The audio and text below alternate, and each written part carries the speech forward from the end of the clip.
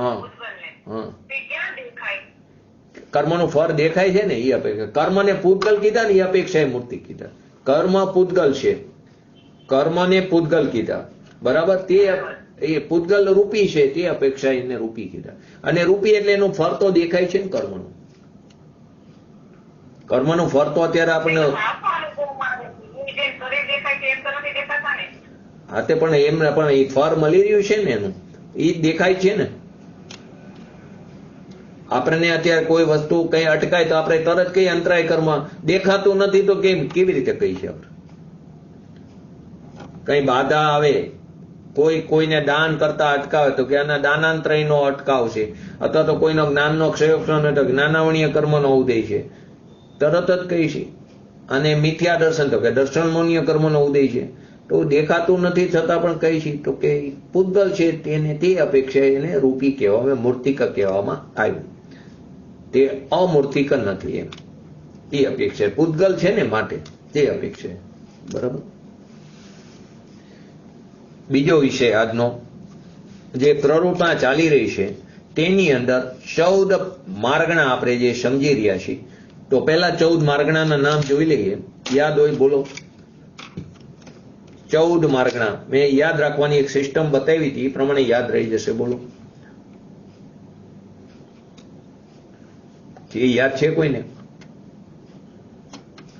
જો ગતિ માર્ગણા, ગતિ માર્ગણા ઇન્દ્રિય, કાય, યોગ, વેદ, કષાય, જ્ઞાન, સંયમ, દર્શન, લેશે, ભવ્ય, સમ્યક્ત્વ, સમનિગ્રહ.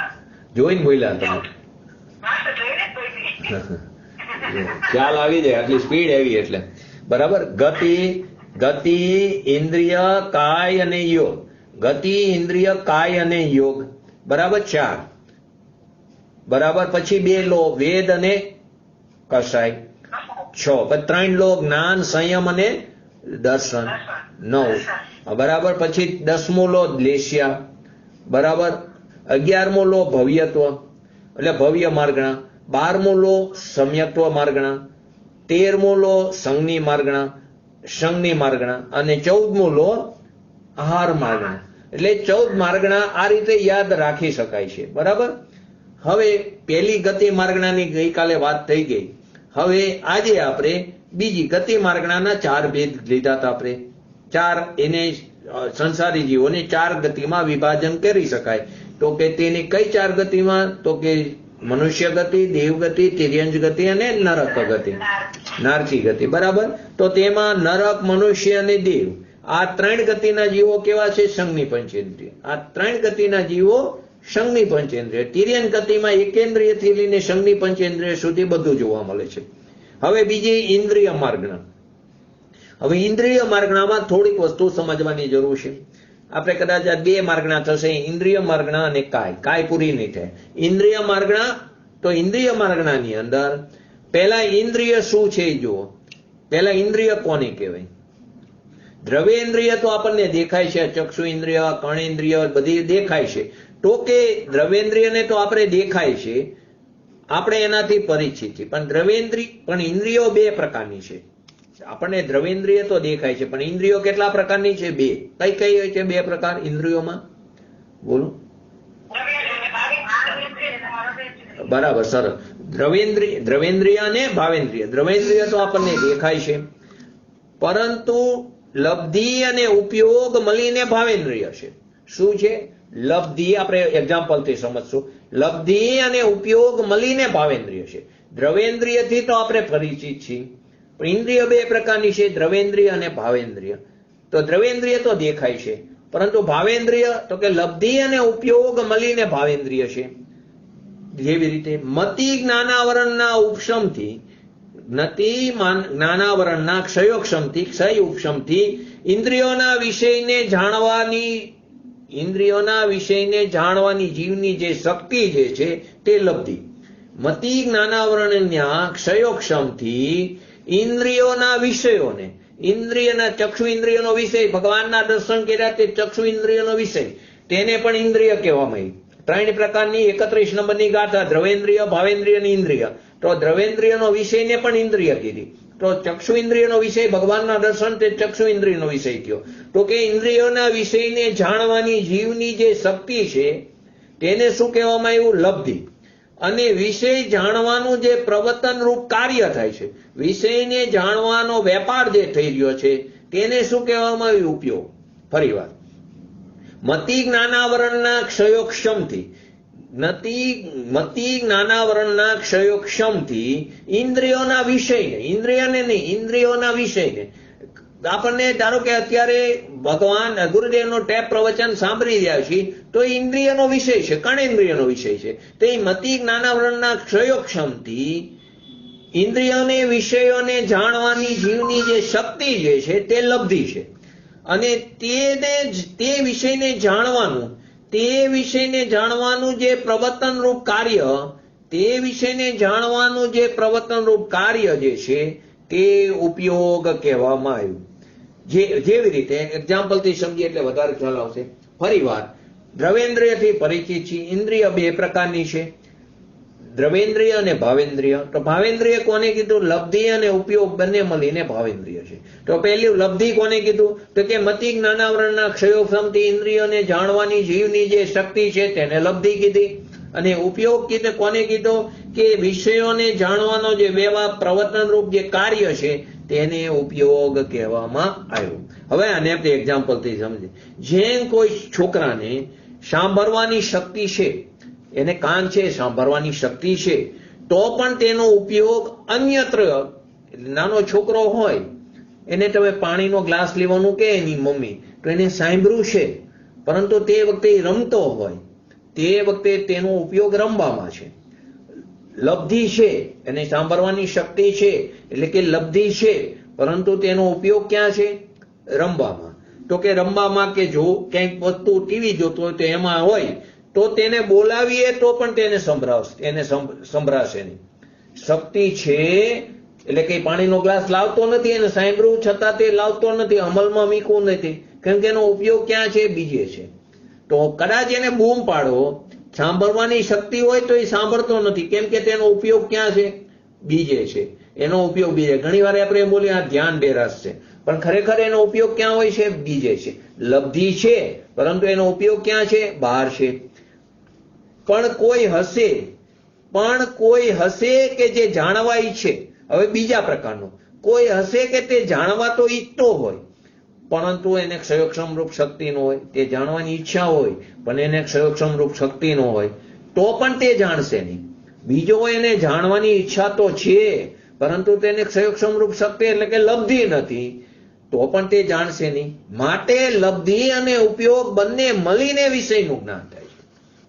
માટે લબ્ધિ અને ઉપયોગ બંને મળીને વિષયનું જ્ઞાન થાય છે. ભાવેન્દ્રિય બરાબર ખ્યાલમાં આવી ગયો. અત્યાર સુધી ભાવેન્દ્રિય બોલતા હોય, પણ હવે ખ્યાલ આવે ભાવેન્દ્રિય એટલે લબ્ધિ અને ઉપયોગ બંને મળીને ભાવેન્દ્રિય થઈ. તો કોને લબ્ધિ કીધી? તો કે મતિ જ્ઞાનાવરણના ક્ષયોક્ષમથી ઇન્દ્રિયોના વિષયોને જાણવાની જે જીવની શક્તિ છે તેને લબ્ધિ કીધી. અને તે વિષયને જાણવાનું જે પ્રવર્તન રૂપ કાર્ય છે તેને ઉપયોગ કીધો. એક્ઝામ્પલથી બરાબર ખ્યાલ આવી જાય કે છોકરો રમતો હોય ને એને તમે કોઈ વસ્તુ જોરથી બૂમ પાડો તો એને સંભળાય નહીં, તો એને સાંભળવાની શક્તિ એટલે કે લબ્ધિ છે, પરંતુ એનો ઉપયોગ રમવામાં છે તો પણ સાંભળતો નથી. અને જેને જાણવાની ઈચ્છા છે, સાંભળવાની ઈચ્છા છે, પરંતુ એનામાં ક્ષયોક્ષમ રૂપ શક્તિ નથી, તેથી પણ એને સંભળાશે નહીં. માટે લબ્ધિ અને ઉપયોગ બંને મળીને વિષયનું જ્ઞાન થાય છે. દ્રવેન્દ્રિયના વિષયનું જ્ઞાન કેવી રીતે થાય? કે લબ્ધિ અને ઉપયોગ બંને મળે તો તે વિષયનું જ્ઞાન થાય છે. દ્રવેન્દ્રિય જે છે તે તો ખરેખર શું છે? શરીરના વિશિષ્ટ રચના, શરીરની વિશિષ્ટ, આ કઈ શરીરની આ વિશિષ્ટ રચના છે. તો દ્રવેન્દ્રિય જે છે તે શરીરની વિશિષ્ટ જે રચના છે, એનું જે સ્થાન છે, એનું ચિહ્ન છે કે આ કઈ જ હોય, કાન અહીંયા જ હોય. વિશિષ્ટ એની જે રચના શરીરની જે છે એનું જે સ્થાન છે, વિશિષ્ટ સ્થાન, એની રચનાનું જે ચિહ્ન છે. હવે એના બે ભેદ પડે છે, નિવૃત્તિ અને ઉપકરણ. બે ભેદ પડે દ્રવેન્દ્રિયોમાં.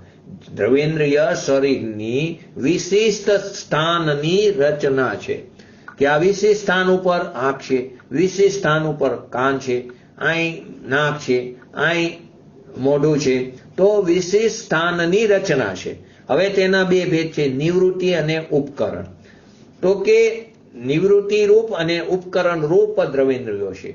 કે જે પ્રદેશોથી જાણવામાં આવે, જે પ્રદેશથી, આત્માના પ્રદેશથી, આંખની પાછળ આત્માના પ્રદેશ છે, આગળ આપણે આ સબ્જેક્ટ આવી ગયો છે, જે પ્રદેશથી જાણવામાં આવે, જે પ્રદેશોથી જાણવામાં આવે તેને નિવૃત્તિ કીધી. જે પ્રદેશથી જાણવામાં આવે, અહીંની પાછળના આત્માના પ્રદેશથી જાણવામાં આવે તેને નિવૃત્તિ કીધી. અહીં ઓલી નિવૃત્તિની વાત નથી, બહારની નિવૃત્તિ, રાગદેશની નિવૃત્તિ નહીં, પણ અહીં અત્યારે આ અપેક્ષા છે કે જે પ્રદેશથી જાણવામાં આવે તેને નિવૃત્તિ કીધી. અને તેના નિકટવર્તી જે છે, એની નજીકમાં જે છે તે ઉપકરણ છે. એટલે આત્માના પ્રદેશની નજીક શું છે? આંખ છે. અહીંથી જાણી શકાય છે, એટલે કે જે પ્રદેશથી જાણી શકાય તેની નજીકમાં જે વસ્તુ છે, જે દ્રવેન્દ્રિય વિશિષ્ટાનની રચના છે તે નજીક છે, તો તેને આપણે ચક્ષુ ઇન્દ્રિય કીધી. ખ્યાલમાં આવ્યો? હવે દ્રવેન્દ્રિય તો શરીરના વિશિષ્ટતાની રચના અથવા તો ચિહ્ન છે, બરાબર. એનું નિવૃત્તિ અને ઉપકરણ રૂપ દ્રવેન્દ્રિય બે ભેદ છે. તો કે જે પ્રદેશથી જાણવામાં આવે, તો કે આ કાન છે, કાનથી સંભળાય છે, તો એની પાછળ જે આત્મ પ્રદેશ છે તેનાથી, એ પ્રદેશથી તે સંભળાઈ રહ્યું છે, તો તેને નિવૃત્તિ કીધી. અને તે જ્યાંથી સાંભળી રહ્યા છે, જે આત્મ પ્રદેશોથી, તેની નજીકમાં, તેની નિકટવર્તી જે છે તે શું છે? ઉપકરણ, એટલે કે કાન છે, તે ઉપકરણ છે. તો આ રીતે દ્રવેન્દ્રિય અને ભાવેન્દ્રિય આ પ્રકારે એના બે ભેદ પડ્યા. હવે કેટલા હે ઇન્દ્રિય માર્ગણાના ભેદ કેટલા પડશે? ઇન્દ્રિયોની અપેક્ષાએ કેટલા ભેદ પડે છે? જીવ સમાસમાં પણ આવી ગયા આપણે. ઇન્દ્રિયની અપેક્ષાએ જીવને કેટલી જગ્યાએ વિભાજિત કરી શકાશે? કેટલા ભેદમાં? બોલો. પાંચ ભેદમાં. પાંચ ભેદમાં વિભાજિત. હા, એક ઇન્દ્રિય, બે ઇન્દ્રિય, ત્રણ ઇન્દ્રિય, ચાર ઇન્દ્રિય અને પંચેન્દ્રિય. આ પાંચ ભેદમાં સંસારી જીવોને વિભાજિત કરી શકાય છે. આ ઇન્દ્રિય માર્ગણા થઈ, બરાબર. થોડું કાય માર્ગણા લઈને, તો કે કાય માર્ગણા. કાય માર્ગણા એટલે કાય, અર્થાત શરીરની અપેક્ષાએ બધા સંસારી જીવોના ભેદ પાડ્યા. અહીં કઈ અપેક્ષાએ સંસારી જીવોના ભેદ પાડ્યા? કાયની અપેક્ષાએ. તો એક સંસારી જીવ એકેન્દ્રિયમાં પણ હોય, એ જ સંસારી જીવ કાયમાં પણ આવે. આપણે જેમ જોયું કે જે ડોક્ટર છે તે ભારતીય પણ હોય, તે પુરુષ પણ હોય, તો કે એક માર્ગણા બીજી જગ્યાએ, એક માર્ગણામાં રહેલો જીવ બીજી જગ્યાએ પણ જોવા મળે છે. તો કે અહીં શરીરની અપેક્ષા, એટલે કે કાયની અપેક્ષાએ તેના ભેદ પાડવામાં આવ્યા છે. આપણે બોલીએ છીએ ને, ષષ્ઠ કાયોના 6 કાયોની હિંસા ટારો, એવું શાસ્ત્રમાં અંદર વચન છે. 6 કાયની હિંસા ટારો, ષષ્ઠ કાયની, એવું શાસ્ત્રમાં વચન આવે છે. તો 6 કાય ક્યાં ક્યાં છે? બોલો. 6 કાય.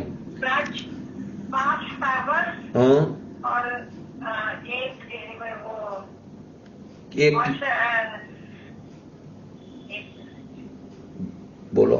બરાબર, થોડું બરાબર બોલ્યા. બોલો બોલો અમિતાબેન, થોડો પ્રયત્ન કરો વધારે.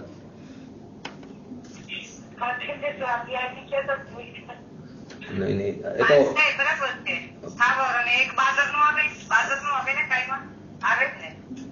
તો મને ક્યાં ખબર આવતો હોય તો. બોલો, હાલો જયંતિભાઈ બોલો. બરાબર. 5 સ્થાવર અને 1 ત્રસ જીવ. હવે ત્રસ ની અંદર 2 ઇન્દ્રિયથી પંચેન્દ્રિય બધું આવે, બરાબર. ત્રસ જીવ કહેવાય. આપણે બધા ત્રસ જીવ છીએ. 2 ઇન્દ્રિયની ત્રસ કહેવાય, 3 ઇન્દ્રિય ત્રસ કહેવાય, 4 ઇન્દ્રિય ત્રસ કહેવાય, એટલે વિકલેન્દ્રિયને પણ ત્રસ કહેવાય ને પંચેન્દ્રિયને પણ ત્રસ કહેવાય. અને એકેન્દ્રિય 5 જે સ્થાવર છે, ક્યાં ક્યાં 5 સ્થાવર? બરાબર. જલકાય, વાયુકાય, અગ્નિકાય, વનસ્પતિકાય, પૃથ્વીકાય આદિ 5 સ્થાવર છે અને 1 ત્રસ. આમ 6 કાય જીવોની હિંસા ને ટારો, એવું શાસ્ત્રની અંદર વારંવાર વચન આવે છે. તો કે પૃથ્વીકાય, જલકાય, અગ્નિકાય, વાયુકાય અને વનસ્પતિકાય એ 5 સ્થાવરકાય જીવ છે. અને એને ક્યાં નામ કર્મનો ઉદય છે? તો કે તેને સ્થાવર નામ કર્મનો ઉદય છે. તેને નામ કર્મનો ઉદય જ નિમિત્ત રૂપે છે ને, તો તેને સ્થાવર નામ કર્મનો ઉદય, નામ કર્મની 3 પ્રકૃતિ આપણે જોઈ હતી, તો એની અંદર સ્થાવર નામ કર્મનો ઉદય ત્યાં નિમિત્ત રૂપે છે. 2 ઇન્દ્રિયથી લઈને સંઘની પંચેન્દ્રિય સુધી ને ત્રસ જીવો કીધા. એને ત્રસકાયિક પણ કહેવામાં આવે છે. અને ત્યાં તેને ત્રસ નામ કર્મનો ઉદય છે. જે ત્રસ જીવો છે તેને ત્રસ નામ કર્મનો ઉદય છે. સ્થાવર જીવ છે તેને સ્થાવર નામ કર્મનો ઉદય છે. તો દેવ, મનુષ્ય, નારકી, દેવ, મનુષ્ય, નારકી અને 2 ઇન્દ્રિયથી લઈને પંચેન્દ્રિય સુધીના બધા તિર્યંશ, તે બધા જો દેવ બધા ત્રસ જ છે, નારકી બધા ત્રસ જીવ છે, મનુષ્ય બધા ત્રસ જીવ છે. હવે તિર્યંશમાં 2 ઇન્દ્રિયથી લઈને પંચેન્દ્રિય સુધીના બધા કેવા છે? ત્રસ જીવ છે. બરાબર. પૃથ્વી કાયિકમાં કોણ કોણ આવે? પૃથ્વી કાયિક જીવમાં, પૃથ્વી કાયિક જીવમાં જો દરેક 5 સ્થાવરમાં પણ દરેકના 3 ભેદ છે. પૃથ્વી જીવ, પૃથ્વી કાયિક જીવ અને પૃથ્વી, ફરીવાર 3 ભેદ છે.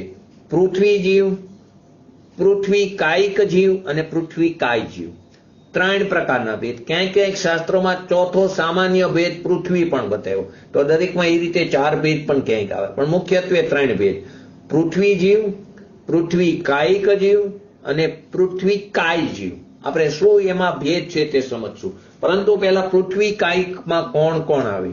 પૃથ્વી કાયિક જીવમાં કોણ કોણ આવે? તો કે પૃથ્વી આવે.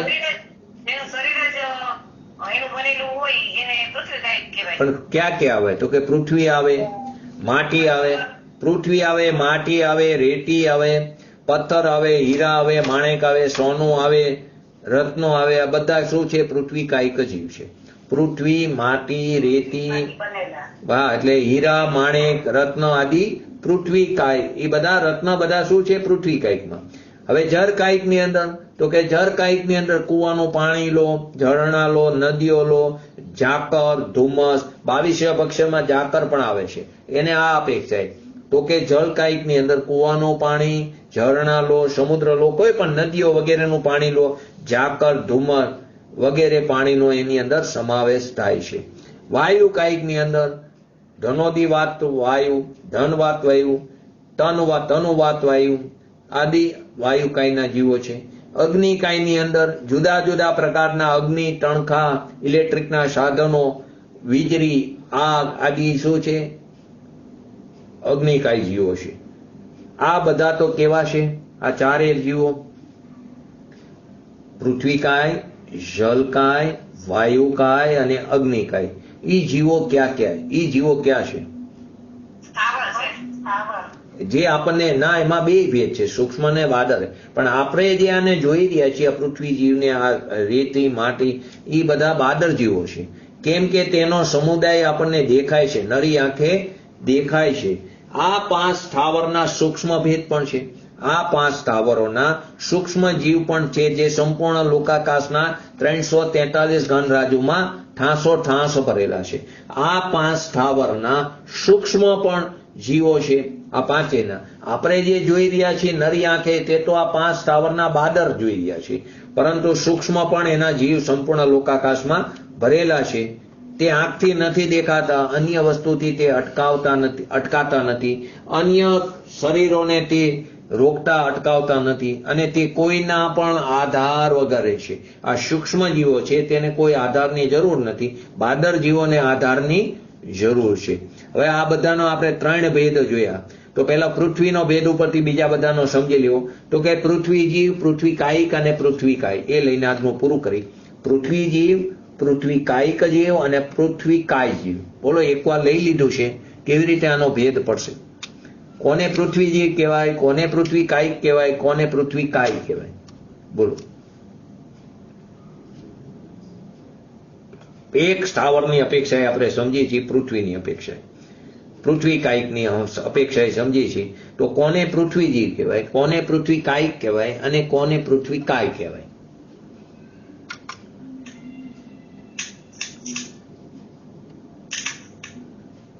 બોલો બોલો, પ્રયત્ન તો કરો.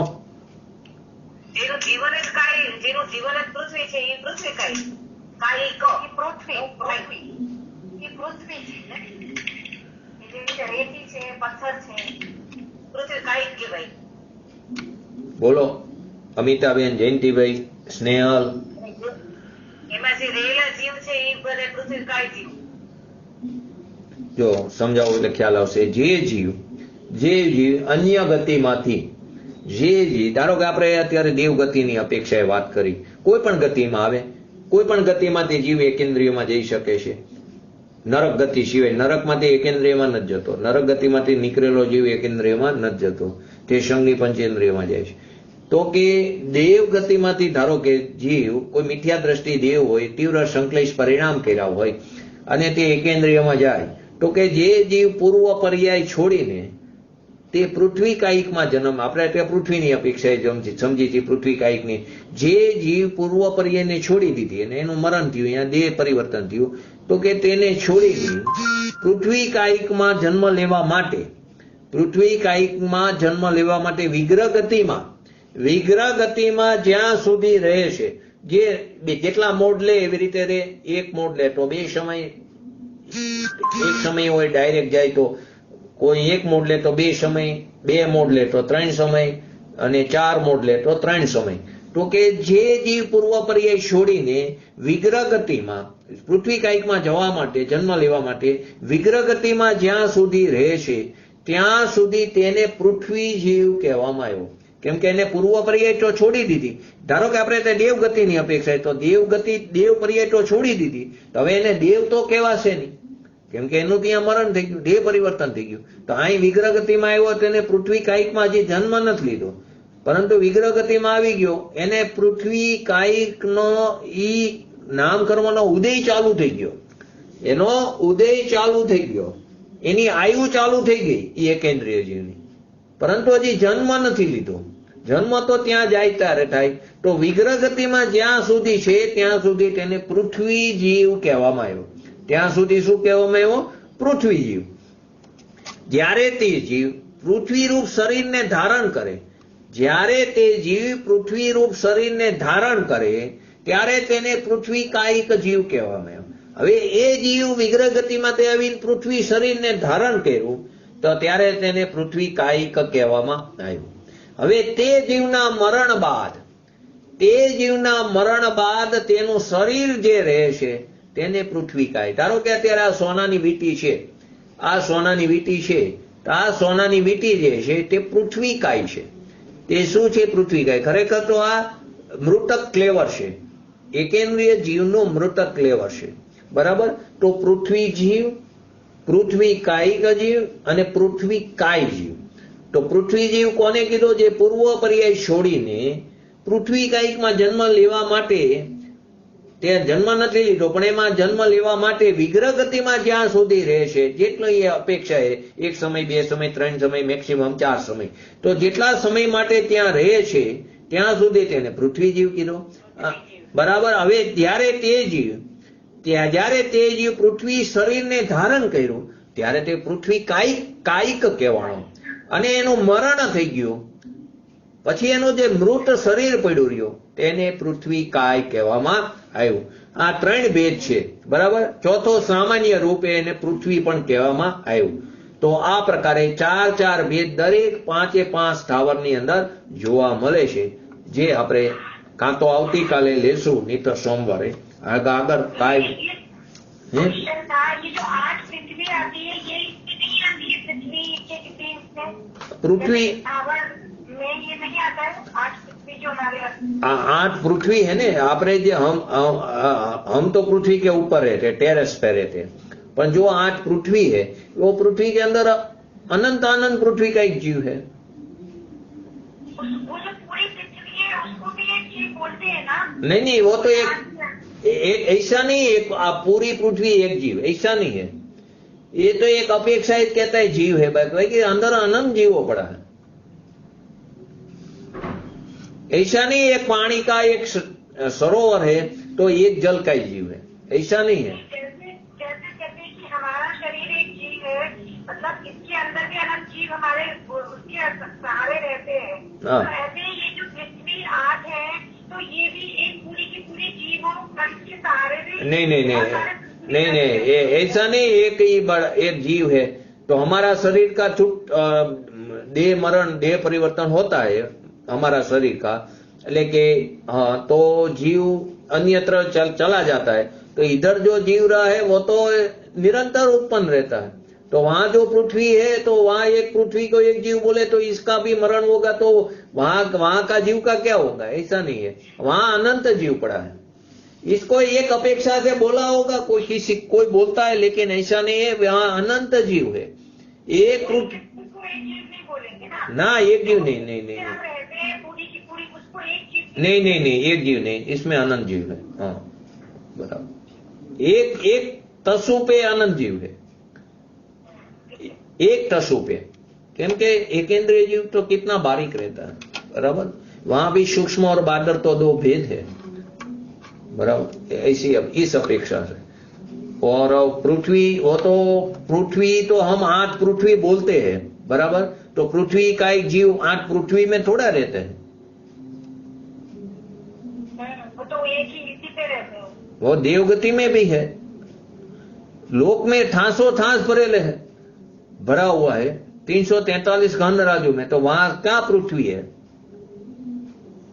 7 पृथ्वी 7 नरक में चली गई, 8वीं पृथ्वी ईसत प्रागबार सिद्ध शिला पे है, तो बाकी जगह पे पृथ्वी का एक जीव नहीं है, हमारे शरीर में भी है,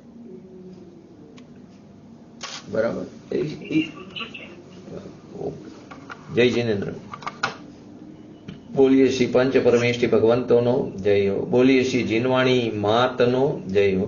बोलिए श्री परम पूज्य परमोपकारी सदगुरु देव जय। बोलिए श्री प्रसन्नमूर्ति भगवती मातनो जय हो। बोलिए श्री सनातन जैन दिगंबर धर्मनो जय हो। जय।